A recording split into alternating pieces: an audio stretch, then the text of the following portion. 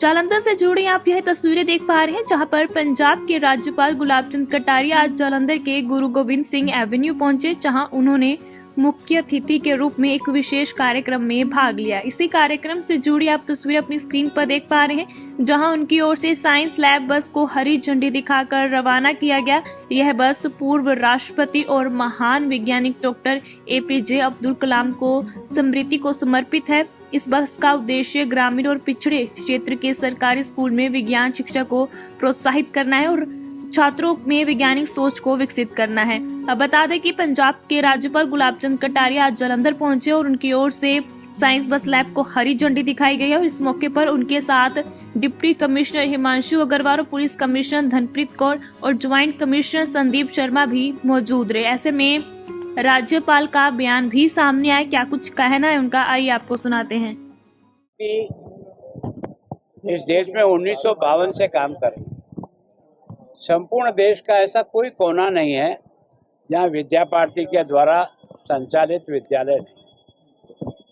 पंजाब में यहाँ सर्व हितकारी समिति के नाम से इन्होंने इसको प्रारंभ करके 122 यहाँ औपचारिक स्कूल है और 294 अनौपचारिक स्कूल है, एक सैनिक स्कूल भी चलाते हैं। मैं सोचता हूँ हमारा संपूर्ण देश में विद्या भारती का जो भी स्ट्रक्चर खड़ा है, जो बिल्डिंग खड़ी है, जो भवन खड़े हैं, वो सब जनता के द्वारा दिए हुए हैं। हमारा उसमें स्वयं का कुछ नहीं है, जनता के सहयोग से ही हम ये सब खड़ा करते हैं और हमारे टीचर्स के परिश्रम से, उनके ज्ञान से और हमारे मिशन से हम व्यक्ति निर्माण का काम करते हैं और इसलिए संस्कार और शिक्षा दोनों को जोड़ करके बच्चे का निर्माण करने का प्रयास करते हैं, जिसके कारण से आज 52 से लेकर अब तक विद्या भारती के द्वारा तैयार किए हुए देश के और विदेश में जितने विद्यार्थी हैं वो हमारी इस मातृ संस्था को नहीं भूलते हैं और योग्य होने के बाद वो भी वहाँ जाने के बाद भी हमको हर प्रकार से मदद करते हैं। तो हमने कोशिश की है कि शिक्षा के माध्यम से व्यक्ति कैसे अच्छा बने, उसी में मैं आज यहाँ आया हूँ।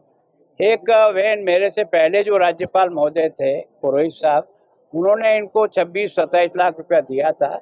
ये एक मोबाइल साइंस वैन, ताकि गांव-गांव बच्चों को जाकर के विज्ञान से परिचय कराया जा सके, बच्चों को विज्ञान की तरफ से मोड़ा जा सके।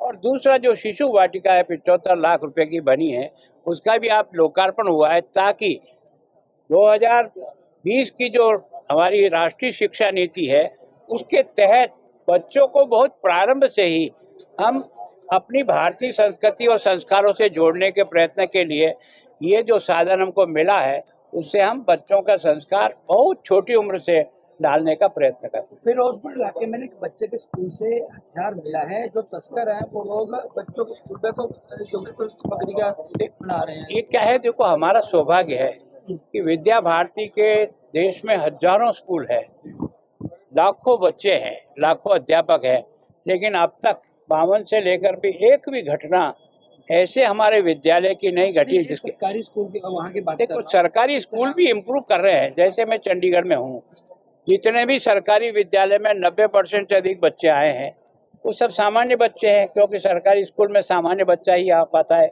जिसके मदर फादर में हम लोग भी यहाँ खड़े हैं, उनमें से कईयों के बच्चे किसी न किसी निजी शिक्षण संस्था में जा रहा हो, लेकिन जिसका कोई नहीं उसका सरकारी विद्यालय है। तो हमने उन 90% से अधिक बच्चों को भी छांटा है और छांट करके हमने वहाँ की जो अच्छी शिक्षण संस्थाएं हैं, जो कोचिंग सेंटर चलाती है, जहाँ IAS IPS तैयार करते हैं, डॉक्टर तैयार करते हैं, इंजीनियर, उनसे हमने हर एक के 10-10, 12-12 विद्यालयों को जोड़ करके आगे कोशिश। सवाल है तो वो जो लोग हैं ना, जो नशा तस्कर है या हथियार तस्करी करते हैं, उन्होंने बच्चों का सहारा लेना शुरू कर दिया। देखो मैं सोचता हूँ कि सामान्यतः अब उनके ऊपर इतना शिकंजा कस गया है कि वो जानते हैं कि अब बड़ा व्यक्ति, बड़ी महिलाएं जो अब तक हमारे कैरियर का काम करती थी, अब वो संभव नहीं हो रहा है बहुत तरह। तो उसके कारण से अब उन्होंने छोटे बच्चे जिन पर सामान्यतः आदमी कभी शंका नहीं करेगा, उनका सहारा ले रहे। लेकिन हम शिक्षा के इस विद्यालयों को जोड़ करके ही उन बच्चों को स्वयं तैयार करेंगे कि वही इसके विद्रोह में खड़े हो जाएंगे। की मौत के मामले को आप कैसे देख रहे हैं सर? देखो मैं सोचता हूँ ये जांच का विषय है, इसके बारे में कोई कमेंट्स करना उचित नहीं है। जो FIR दर्ज करनी वो कर ली, जांच कमेटी बनानी वो कमेटी बना दी, वो जो रिपोर्ट देंगे। दबाव बनाया जा रहा, मामले को दबाया जा रहा है। देखो, मैं सोचता हूँ हमारा काम कानून के अनुसार काम करने का है, हमारा